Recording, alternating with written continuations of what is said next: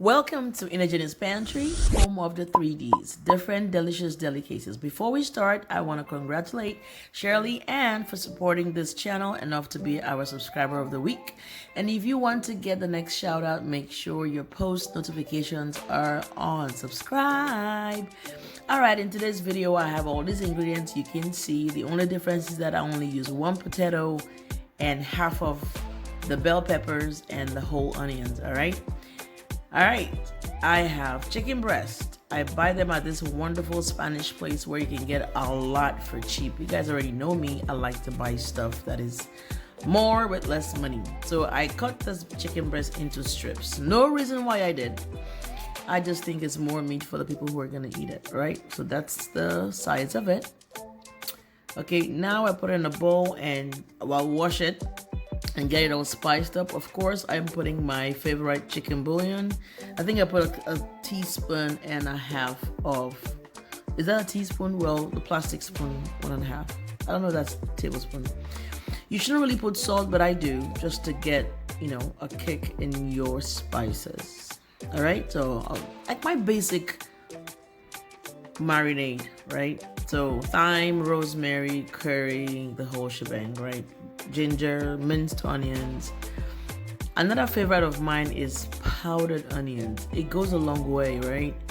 It kind of brings all the juices of whatever you're marinating together, right? So it's not all watery.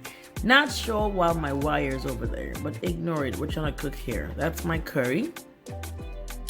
Garlic powder. So, and no, you already know, like a splash here, a splash there.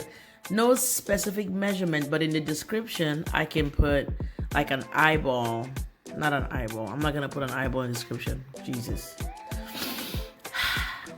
I'm just going to put an estimated amount of what you could use, all right? You can eyeball it, not put an eyeball. All right? So I don't have oil, right? I haven't gone grocery shopping, as you can see, so I don't have oil, but I have my spray. So just spray it enough to, and this cookware that I'm using, it's really oilless skillet, but I use oil. I use a little bit of oil and sprays. So of course, just get your chicken like halfway cooked, not all the way in, right? And of course, because it's an oilless pan, see, it starts to kind of not burn, but leave all the spices that you use for it in the pan. If you use more oil, it won't have that, like right here. So I put my margarine in there. I didn't have butter and I didn't have oil, don't forget. So I put that in there, and don't worry about the burn. It's not really a burn. It's like the brown version of all the spices from the chicken. So now I put the oil and the onions and some curry. That curry right there should be like a tablespoon. Don't judge me.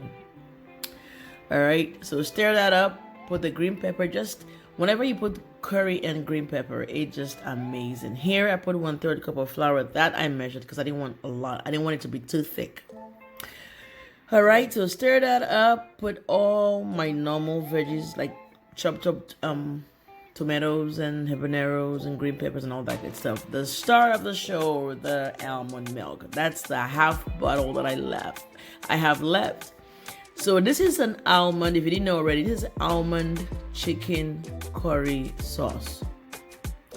First time being made because I just had to finish that almond. I got the one that was unsweetened and nobody else liked it in the house, but it worked out for me, right? If it was sweetened, then it would have like vanilla or something, but I didn't want any flavored, almond. I'm trying to live a healthy life here. So I put some more bouillon and a little bit more salt to taste. It's really spicy because it has the habanero. Tastes incredible. All right. So here I had that one potato cubed and popped it in the microwave for like 2 minutes. So it's halfway cooked. And it's easier to have everything cooked at the same, how will I put it? So it's if I just leave it fresh in there, it won't cook all the way through.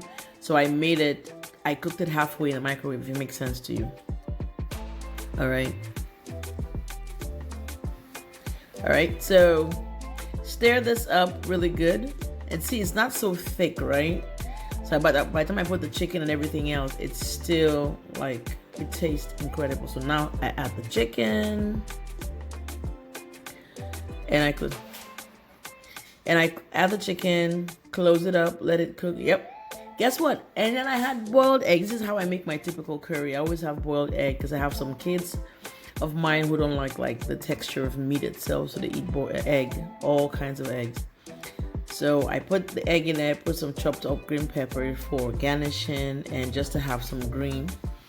Close it up for like 4 minutes or so and stir it up a little bit, and just to show you what it looks like. You know, the chicken was cooked halfway, so by the time it boils for about 3 to 4 minutes, it's really done. And there we go.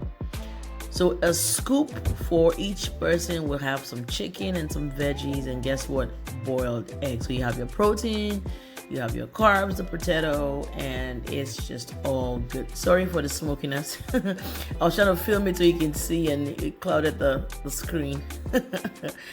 We are learning, and here is the final version of it. Amazing. See that display right there with my hand just showing you the final product? I am so dramatic. There we go.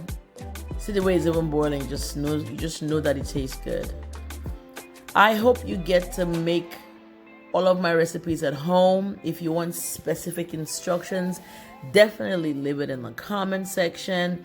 And for all those who have shared their ingredients with me, for me to share with you what you can make with it, that's coming up as well. I think I'm going to combine, since I didn't get a lot of feedback, I'm going to combine all of them and address them one by one on what you could possibly make. All right, here's the final version. It looks beautiful.